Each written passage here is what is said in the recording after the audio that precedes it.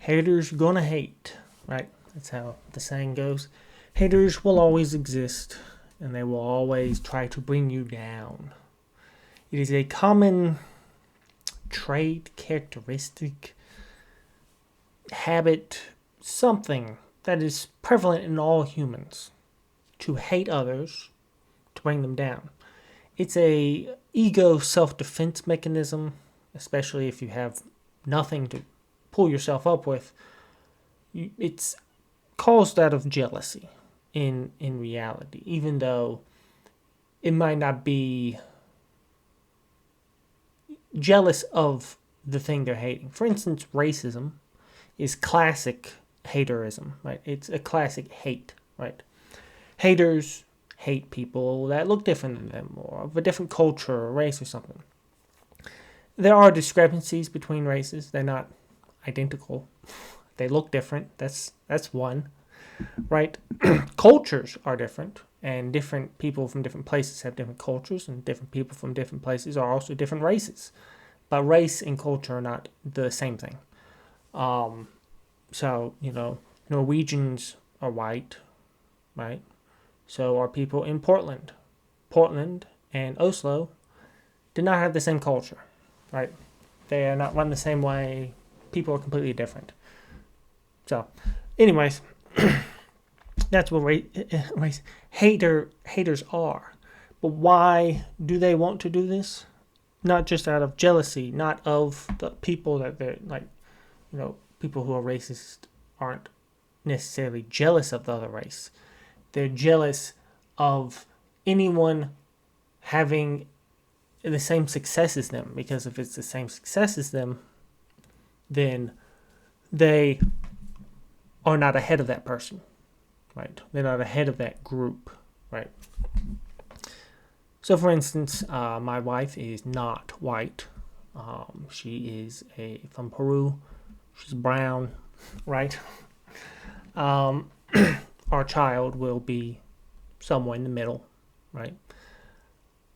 There are people, real people, online, social media, largely on websites where their faces aren't actually shown, where they can be anonymous, right? Who are against race mixing. There are people who, in real life, will tell you that they're against race mixing as well.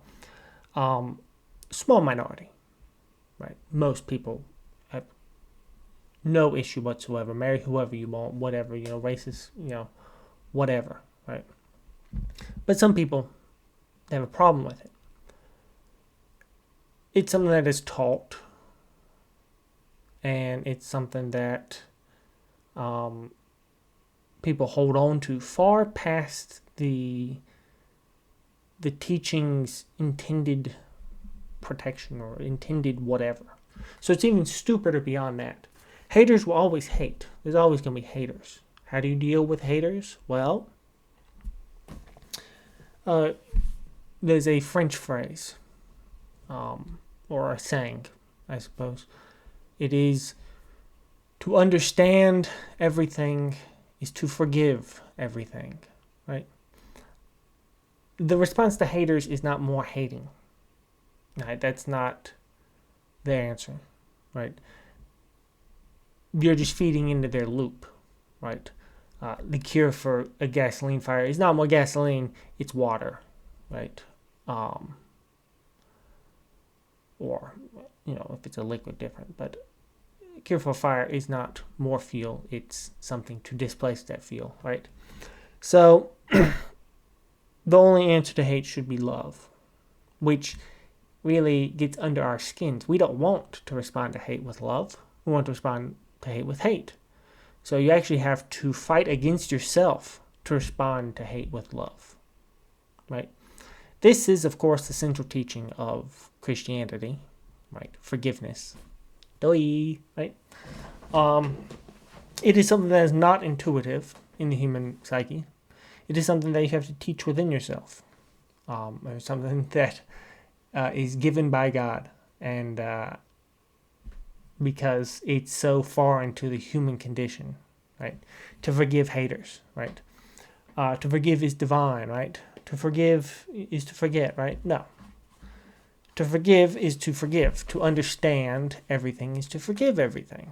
Well, that doesn't mean, if I forgive people for being, living on the streets, being criminalistic, right?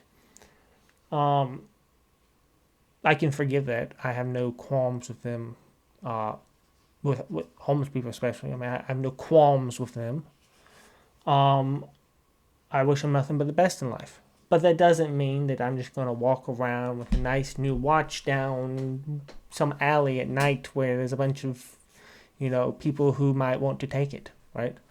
I've forgiven, but I haven't forgotten, right? That's how you have to live life. Err on the side of forgiveness. Now, that doesn't mean let yourself be taken advantage of. Right?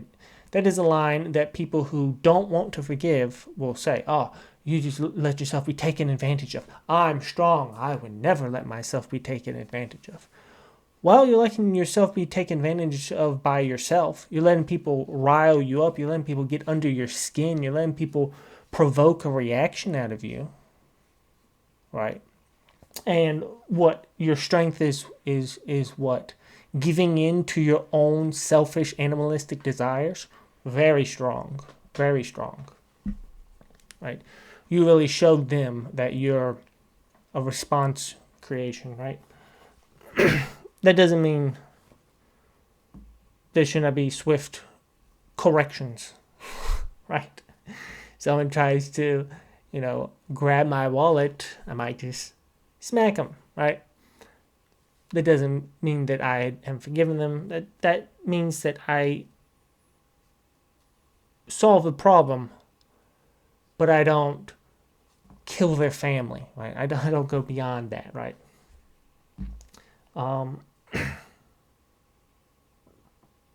Haters will always be there. If you forget that haters exist, maybe you're living in lollipop land and everything's going pretty good for you. If you forget that haters exist, they will come around and they'll remind you that they are still there. And there's nothing you can do about it. Right? There'll always be haters. You can try and teach people out of it. It might work. The best thing for a hater is just to get to know you, right? If, everybody got to know each other, there'd be far less haters. Still be some, but this will always be there, right? But that's how erring on the side of forgiveness really works in a very practical sense. Is that you might not understand what it's like to be a homeless person, or a black person, or a white person, or a gay person, or whatever. You might not understand what it's like to be that. But to forgive, to show, to try to have some empathy, is to pretend to know. And even just in that small act of pretending to know how this other person feels and why they do what they do,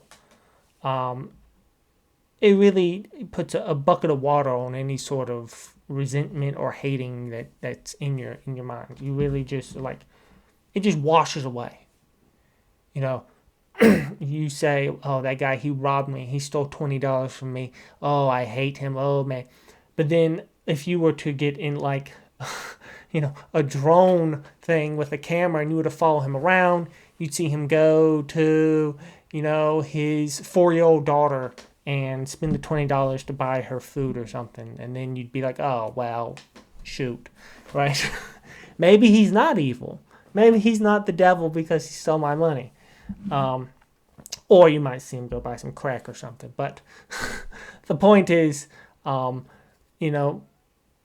people get to these places. The most immature person is the person who hates the other person. Right? If I see a child throwing a tantrum, I don't hate the child. Right? I know that he's not in control of his faculties fully. That he's a child. That he's that he's still learning. Right? And I think that might be why a lot of really, really stupid people are haters, is because they haven't matured past any sort of point, and so they they don't look down on others with empathy and, oh, he's just a kid, because in their minds they're still of a childlike intellect themselves. And so when they look at others, they look at others with mistrust and with hatred and with confusion and defensiveness. And so that's why they don't like people of other races or whatever the case is, right? It's a complete immaturity, right? It's a complete immaturity to treat others different based solely on their races, because you haven't matured past a certain point, because you're not looking at others in a favorable and forgiving and generous light, right? You're not looking at others in a generous light. That's immaturity. Now, here's another thing about racism that is interesting. Racism in particular, outside of just normal haters being haters. Racism is false, right? Races being inherently better or of more worth or value than others is false, right? It is incorrect. It is not the truth, right? So anything that is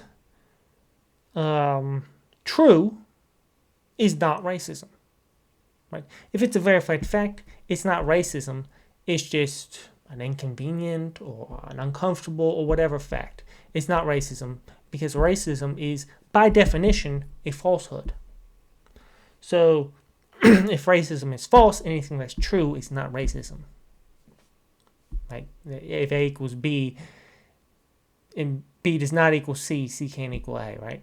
But then the logical terms, which I suppose confuse more people than anything else. Anyways, so saying certain statistics are verified facts, right, is not racism. It's just an uncomfortable or inconvenient fact, and there's all sorts of them. Here's one inconvenient and fact that some people might think is racism, but is not. A large number of Portuguese people were involved in the slave trade, and not as slaves, right? A large number of Portuguese people were involved in the slave trade.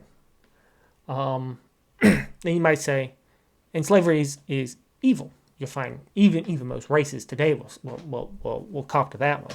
Wow, you've seen the videos, you've seen the pictures, you've seen the paintings, you've seen you've seen Django Unchained, right? Which is, not an exaggeration, but a real condensing of all the worst parts of slavery. And there's a lot of bad parts to it. Nobody after watching that's like, you know what? Maybe we should have slavery, right? No, it's bad. So these Portuguese people were evil. Portuguese are evil, right? Would be that's being racist against Portuguese people, right? But that's not racism against Portuguese people. It's just an uncomfortable fact that Portuguese people, a large number of them, not all of them, not every single Portuguese person, right? But a large enough number that they were really the main driving force. I mean, the Spanish were trying the slave trade. The British were mostly just customers, if anything else. Not to diminuate any sort of evil that was done, but if you look at things and you assume a negative intention, incompetence is far more likely than anything else, but a negative intention is not the first assumption you should make. I've seen time and time again people just doing stupid things, saying stupid things, because they assume malintent, and they're like being defensive and stuff. But really, it's like if there's a tiger stuck in a pit, right, and he's trying to get out, and some humans found him, and they were, oh, we want to save this tiger. Well, you try and save the tiger's going to bite your neck or claw at you or kill you, right? Because they're being a defensive animal, right? Well, I see a lot of people behaving like that when you assume negative intention when someone states a fact that you wish was not true, right? So a lot of anti-racist people, right? They hear a fact about a statistic, about some sort of racial statistic, and they say that's you're evil. Well, no, racism is evil, but stating a fact is not evil because facts are not racism, because racism is by definition false, right? So that's a conversation that the general public is not ready for. Most people are too immature to be mature enough to understand that difference. You know, as I was saying about people being racist or being immature, most people on a scale of 1 to 10, and there's a different scale people use called IQ, on a scale of 1 to 10 of just general intelligence, IQ, whatever you want to be the term, just general intelligence. This includes, street smarts, right? This includes a book learning, right? This includes the whole swing of it. Just general intelligence, just being smart or being dumb. And if you don't know the difference, you're not the smart one. If you take most people, they'd be about a 5, right? And 5 is too low, right? The level of maturity and intelligence to reach these sort of conclusions of forgiveness and not looking down on others, but looking at them with sympathy and empathy. That's level level 6 stuff, at least, right? Maturity comes with intelligence, and if you have intelligence without maturity, it's not intelligence, it's incorrect, right? You think it's right, but you're wrong.